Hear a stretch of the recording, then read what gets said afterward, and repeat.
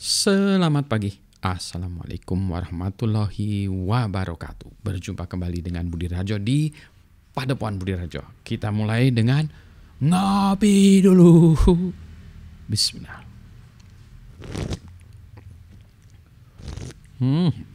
Sedap. Masih orientasinya cappuccino pagi ini. Belum kopi. Ini sampai panas nih.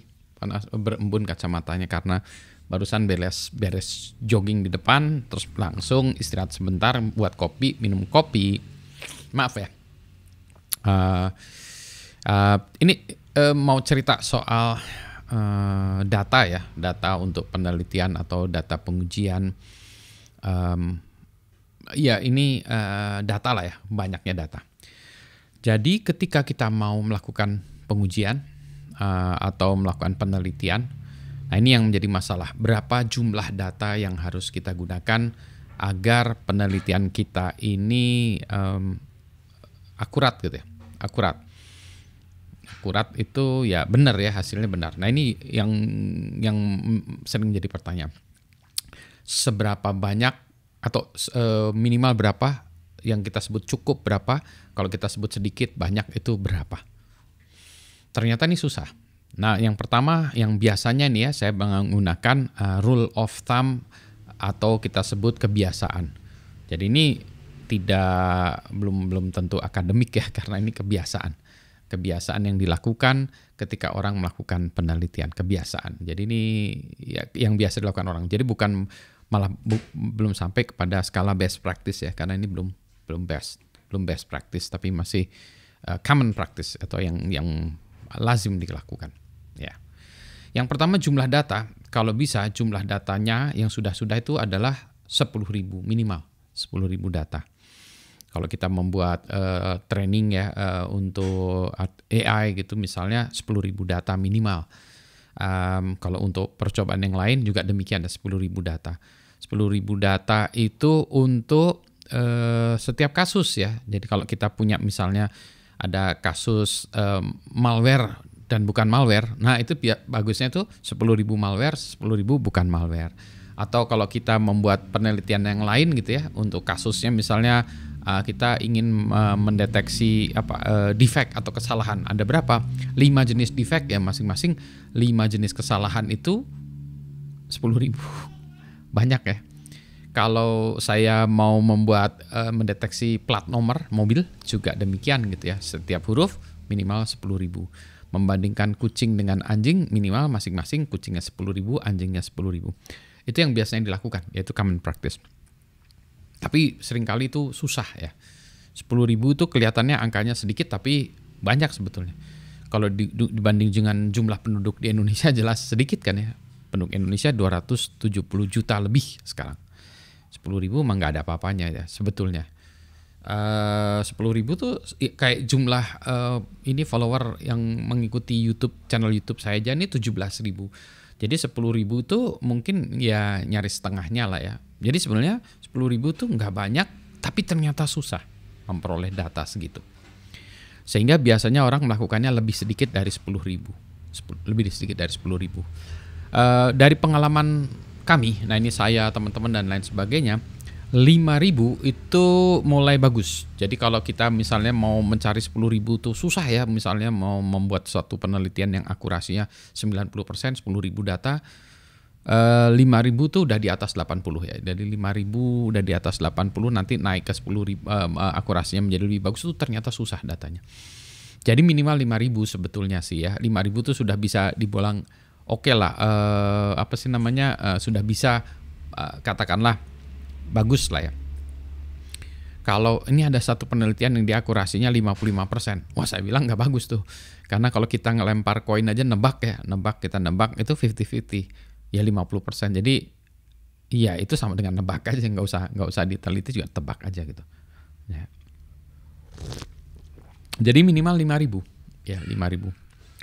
Jadi kalau mau itu 5.000 data ya tadi ngajak. Nah, terus itu yang soal data set ya. Terus berikutnya lagi ada satu lagi tuh cerita scaling kalau kita menggunakan percobaan untuk ID, user ID atau berapa gitu. Kalau kita membuat sebuah sistem atau sistem misalnya apa, sistem kemahasiswaan atau sistem voting atau sistem apa sih ya, toko online segala macam gitu ya. Biasanya kalau kita buat itu selalu bisa jalan, ya selalu bisa jalan. Karena kalau kita buat dengan contoh penggunanya 5 orang, 10 orang itu jalan. Begitu kita naik banyak gitu, mulailah nggak jalan. Nah dimasuknya banyak seperti apa? Biasanya sesuatu itu mulai nggak beres itu 2.500. Entah kenapa ya angkanya 2.500. Jadi kalau mulai 2.500 usernya itu mulai jeblok. Performance jeblok, aplikasi nggak jalan, segala macam 2.500. Bahkan dulu saya pernah nggak ngerti nih dulu zamannya masih mahasiswa ya, saya membuat sebuah simulator elektronik. Rangkaian, jadi saya membuat logic simulator gitu. Buat sendiri tuh logic simulator tugas kuliah dulu di Kanada. Saya buat pakai codingan. Wah jalan bagus dengan 5 transistor. Oh bagus. Begitu saya naikkan jadi 15 transistor mulai jalannya itu nggak selesai atau lambat ya. Terus saya serahin ke profesor, kata profesornya kamu nggak tahu link list. Wah saya gitu waktu itu nggak ngerti link list. Bodoh ya. Nah jadi kalau nggak ngerti link list itu, jadi data structure saya salah. Sehingga memang tidak scalable. Jadi nggak bisa lah itu ya. Memang ya gitulah. Itu padahal cuma belasan ya. Nah setelah saya ubah ya bisa ratusan ya. Ratusan jadi oh iya ternyata data structure dan algoritma menentukan ratusan ya. Saya belum cek sampai ribuan transistor ya. Jadi harusnya 2.500 rusak. Nah waktu itu juga sama ya, membuat sistem informasi kemahasiswaan juga saya itu membuat apa ya, database user ID, global user ID database untuk seluruh kampus. 2.500 masih oke sih waktu itu. Nah, karena target saya 2.500. Saya pernah juga membuat sebuah sistem email yang berdasarkan produk komersial waktu itu 2.500 itu mulai performance-nya jatuh ya. Jadi 2.500 itu rule of thumb-nya 2.500 ya. Oh iya ada angka ajaib juga 64.000. 65.336 tepatnya, atau 335 atau 336 tepatnya. Kenapa? Karena itu adalah 64K itu coba nanti terjemahkan menjadi berapa bit ya sebetulnya. Nah jadi ada beberapa sistem yang di hard coded kan segitu 64.000. Contoh, ini saya nggak tahu sekarang user ID di sistem Unix ya, Unix itu 64.000. Jadi kalau kita punya satu server Unix ya, satu mesin Unix itu paling banyak 64.000 karena UID-nya angka untuk user ID-nya tuh hanya digunakan 64.000 ya. Lupa jadi itu berapa bit. 16 bit. Oke, anyway ya, itu ya, jadi angka-angka ajaib gitu ya. Jadi kalau nguji 2.500 biasanya saya itu. Oke ya, angka-angka ajaib lagi presentasi. Jadi kalau orang saya minta tolong coba kamu latihan presentasi. Angka ajaibnya itu 40. Udah 40 kali presentasi belum 40 kali presentasi ya berarti belum cukup. Nah, gitu. Ngopi dulu. Jadi kalau ada orang presentasi, kamu udah nyoba berapa kali? 3 kali Pak. Oh belum tuh. 40 kali tuh. Coba kamu 40 kali presentasi baru oke. 40 kali. Ya 40 kali presentasi banyak juga Pak. Ya emang banyak sih. Lebih banyak 10.000 kalau disuruh 10.000. Ada lagi 10.000 itu jam terbang ya. Kalau di macam-macam ya bukunya siapa nih? Outliers ya. Outliers ya. Yang menunjukkan bahwa kalau kita itu dianggap ini ada tahu bulat, kedengaran nggak? Dina katel dadakan. Iklan tahu bulat nih lewat, ada mobil tahu bulat nih karena rumah saya pinggir jalan. Mohon maaf kalau masuknya. 10.000 itu jam terbang kalau kita dianggap sebagai ya kompeten atau layak ya 10.000. Jadi jam terbang 10.000. Nah saya belum nggak tahu nih jam terbang saya 10.000 nggak ya membuat video YouTube, kayaknya udah 10.000, jadi oke lah. Nulis blog saya udah di atas 10.000, main band juga saya udah di atas 10.000, jadi oke lah ya. Jadi sudah, maksudnya ya sudah layak lah dianggap, ya sudah praktisnya cukup ya. Tapi untuk menjadi maestro tentu saja lebih dari itu, harus dibutuhkan bakat dan kerja keras. Saya tidak punya bakat dan tidak punya kerja keras. Jadi apa dong ya, amatiran aja ya, udah untuk hobi ya. Ngopi juga demikian ya. Jam terbang saya membuat kopi belum sampai 10.000, jadi masih amatiran. Jadi itu angka lagi 10.000 Apalagi tadi ya, jadi ada 10.000 dataset, 5.000 dataset, sudah 2.500 untuk user ID dan lain sebagainya, 40 kali atau presentasi, ada lagi sebetulnya 17 menit. 17 menit itu kalau kita presentasi. Jadi kalau kita presentasi, maju presentasi itu harus di bawah 17 menit karena span attention manusia itu 17 menit. Jadi saya memastikan ini sebetulnya di dalam video saya tidak lebih dari 17 menit karena akan membosankan. Di atas 17 menit udah nggak tahan orang. Jadi kalau Anda presentasi di atas 17 menit, nilainya pasti rendah. Jadi saya selalu menasihati mahasiswa saya, kalau presentasi harus di bawah 17 menit. Atau pas 17 menit.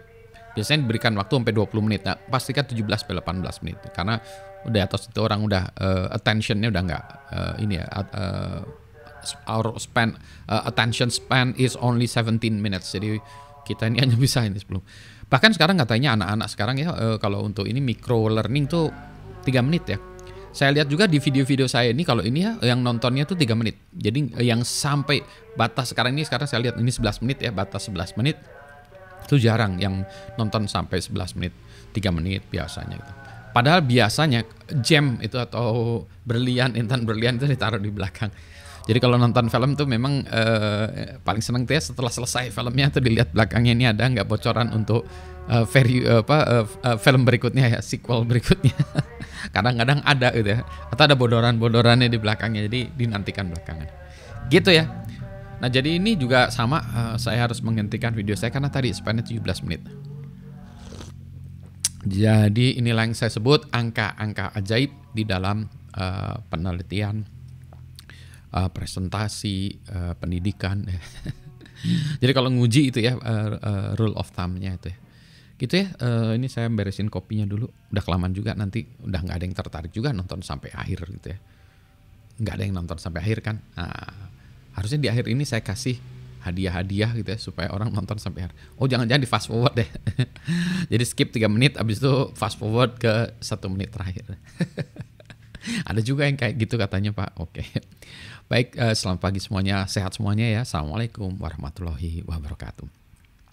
Di belakang tuh sering ada blip-blipnya tuh ya. Bloopers maksudnya dia nih. Ngaco misalnya, wah saya minum berantakan ke sini. Gak usah ya, kita potong aja ya. Sehat semuanya ya.